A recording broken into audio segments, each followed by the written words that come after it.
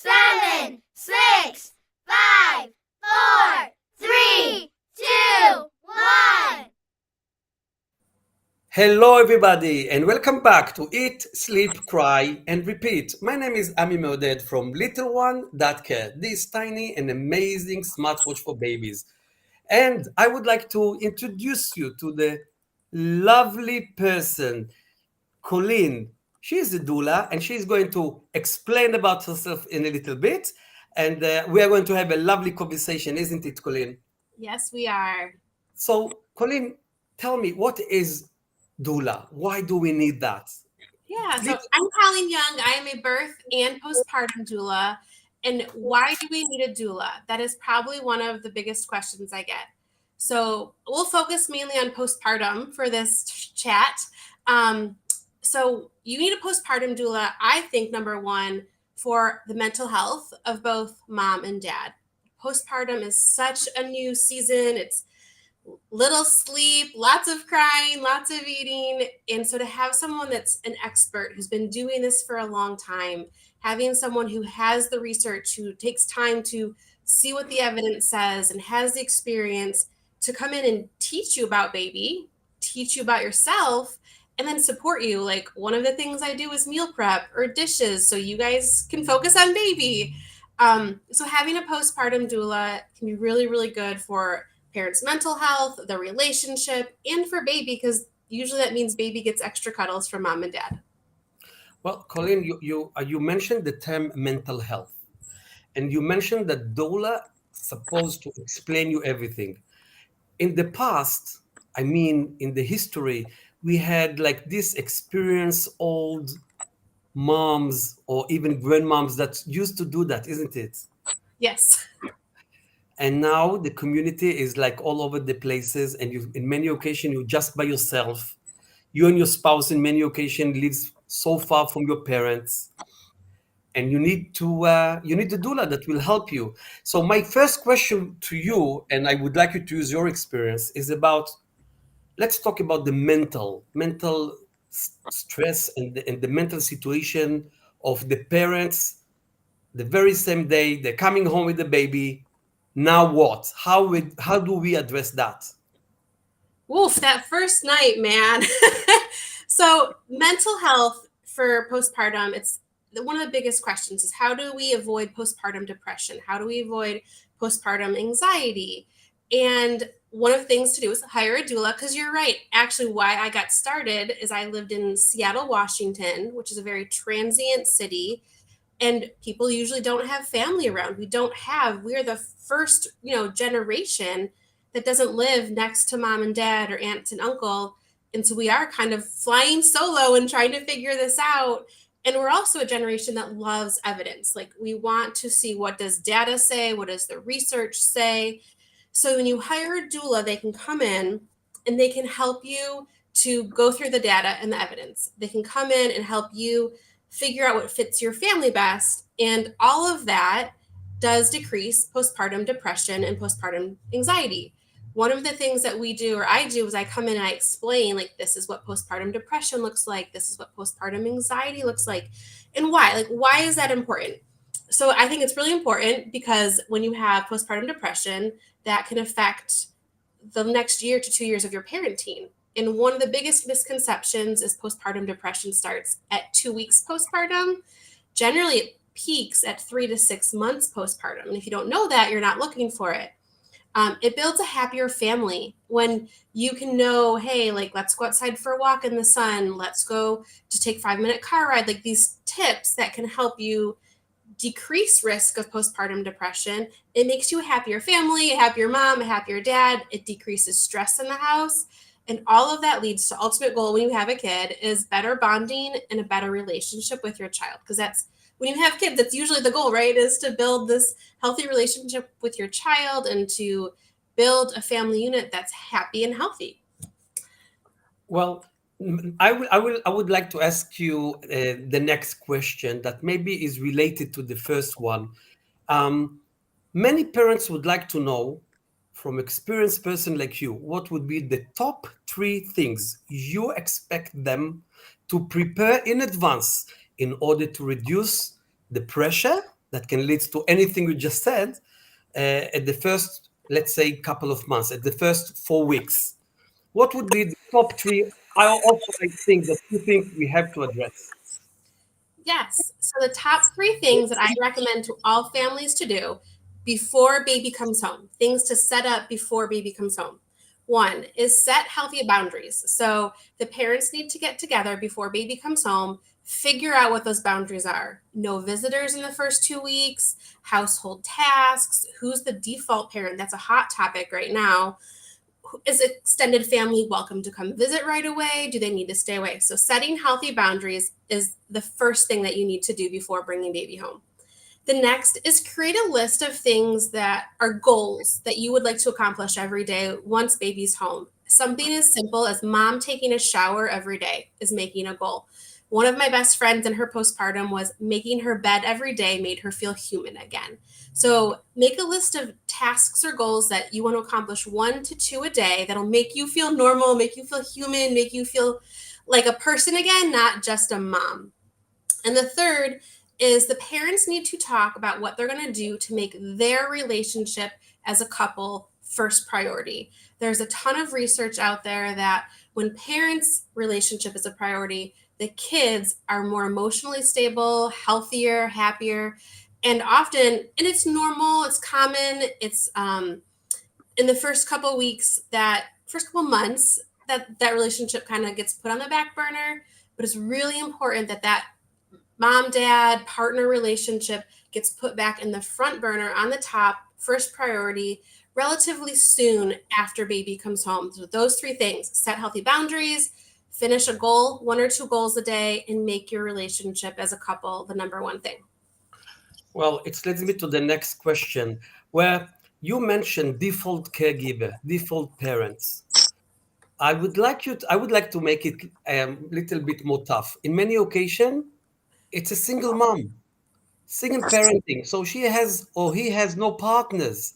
This is one question that I have. And you know what? Maybe they don't have, let's say they do not expect, so they have no issues. And the other thing I would like to address, when you have a partner, and I would like you to tell a little bit more about what is the default parents and what if it doesn't really work the way you expected. You're absolutely right. Single parenting is huge. And those are people, it's hard. Like my heart goes out to every single parent out there. I cannot imagine how difficult it is.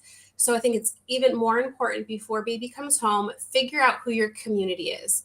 Is it you're going to hire a nanny and a postpartum doula and a night nanny or a newborn care specialist? Is it that you have a mom, a sister, a friend that you can have over every day? Or I know people that will move into a mother-in-law apartment with their parents. Setting up that community is so important because it's hard to do alone.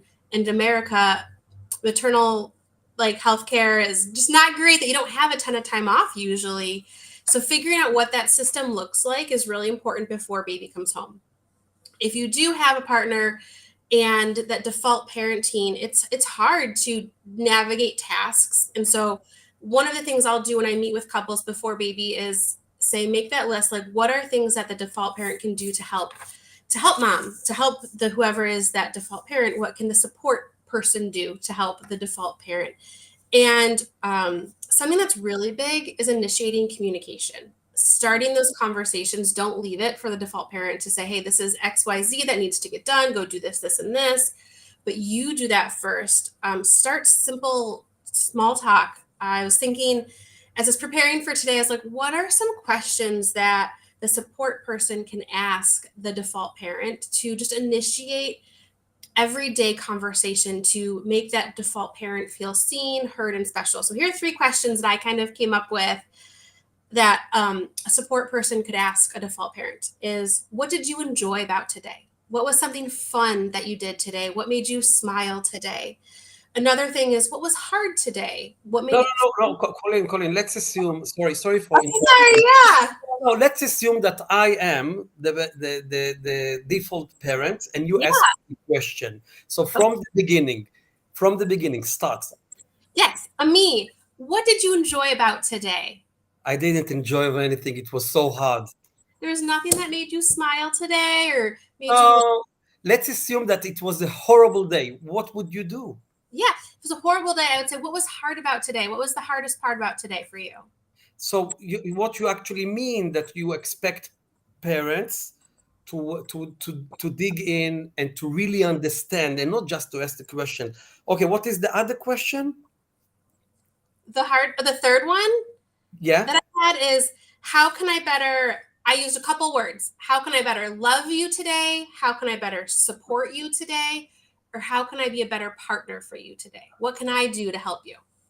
I think it's beyond parenting. It's like the foundation of every relationship. Lovely. I love it. I It love it. is. I mean, what I think the statistic is, there's 50% divorce rate within the first year of marriage.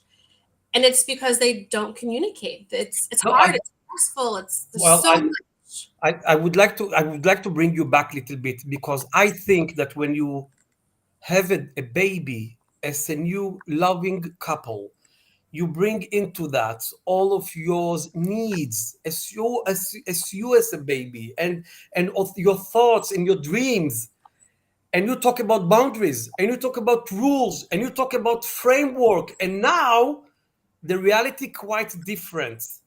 Yes. And this is, for my end, it's like not to be prepared to reality. So Yes. on one end, you would like to bring to your baby everything and to do the best, but on the other end, reality can be a little bit different. True. Yes. And it's that balance of giving your guys selves a grace period, that everything's gonna just kind of go to crap and you're gonna have a really hard couple of months, but not letting that be the next year.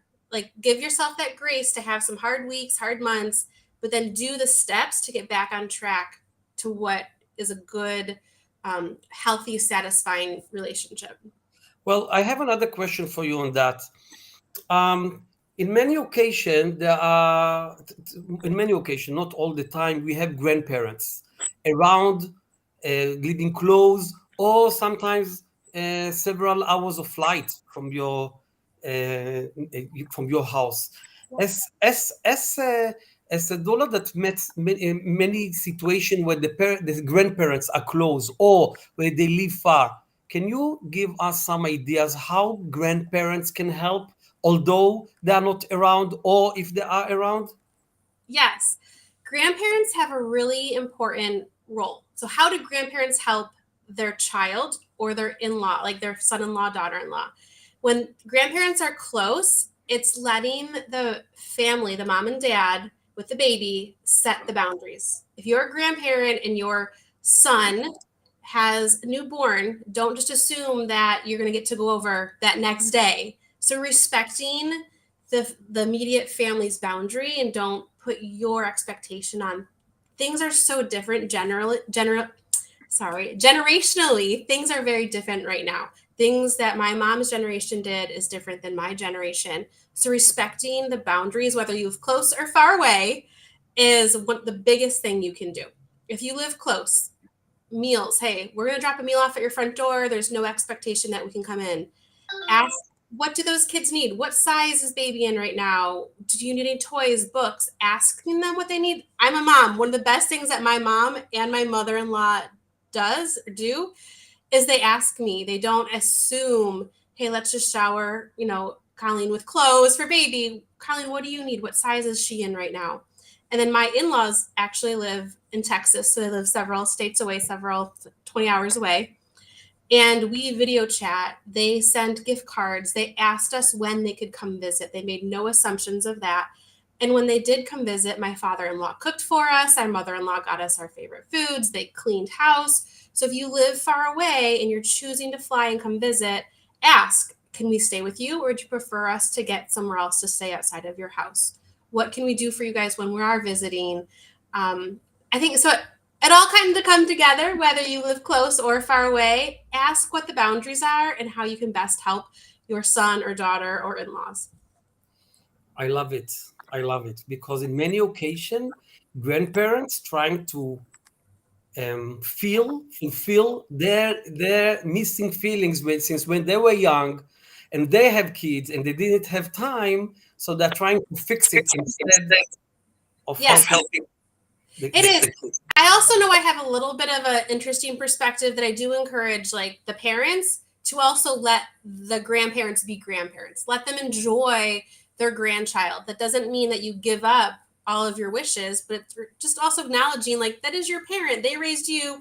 Let them have a little fun with their grandkids when you feel ready to. I see. The last question I have is about relatively, well, the relativeness that we live in means many parents are living in a situation where they always compare or compete or thinking, oh my gosh, she get birth 1 month earlier. Her baby is already crawling. Her baby is already speak Chinese beside English. And I do, what before we start and talk what should be proper or what should be right, I would like you to address that, how to reduce the stress or the comparison in that area. The comparison game and how to address comparison is like my forte. Every family that I meet with, I talk about this first and foremost.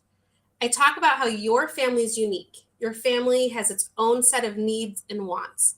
And that need and want, what your family dynamic is going to set up everything else. So you can't compare because a different family has different needs and wants. You might be a single mom. You might be a double working family. You both might work from home. You might have a stay at home mom.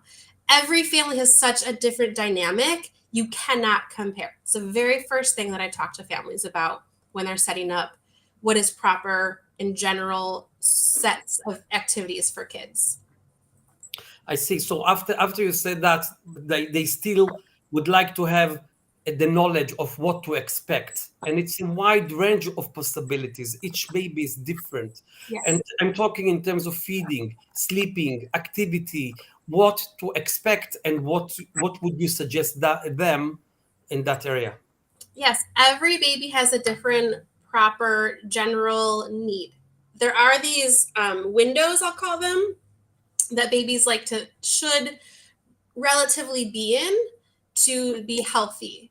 But those windows can flex. So sleep is a huge one. Everyone's like so concerned about sleep. The first 3 months, your baby should sleep a lot. There's no such thing as too much sleep. You can't cuddle your baby too much. You can't let the baby fall asleep on you too much.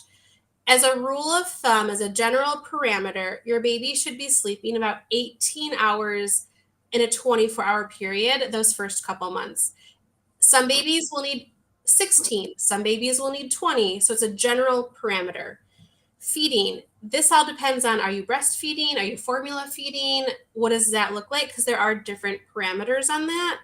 And then even we'll just take breastfeeding. Even with that, there are some moms that choose to do on-demand feeding or cluster feeding. That can be every half hour, every 20 minutes, every hour. And then there's other moms that want to try to create a more lengthy schedule, so baby's eating every 2 to 3 hours. The parameter that I use is baby seeming full. Are they happy? And do they have enough wet and dirty diapers? If the answer is yes to those, it doesn't matter which side you choose. Awake windows, I don't know, like co-sleeping or sleeping in a bassinet. These are all things that have parameters. And that's where coming in, having a postpartum doula come in, having a baby expert come in, they can say, what does your family want? What are your long-term goals? What does your family need? And let's talk about these parameters that can help you have success with your family's goals. Well, we accomplished 20 minutes. I would like you to mention where you're from. Yeah, so I'm Colleen Young. I'm a postpartum doula and birth doula in the Western New York area. I'm mainly in the Buffalo region, but I definitely have serviced and worked with families Southern Tier, a little bit of Rochester, and a little bit north in Niagara Falls. Now we know you. Thank you so much, Colin, for spending the time with us. It's just the beginning. We are going to meet you in Rochester and Buffalo in October. We will announce it properly, and we are going to have a lovely, lovely event over there. And for everybody, join us at littleone.care. Visit the website, learn about the pre-order program we are running right now. And I hope you will find it interesting. And the details of Colleen are with our Instagram and her Instagram. So thank you so much, Colleen. Stay with me and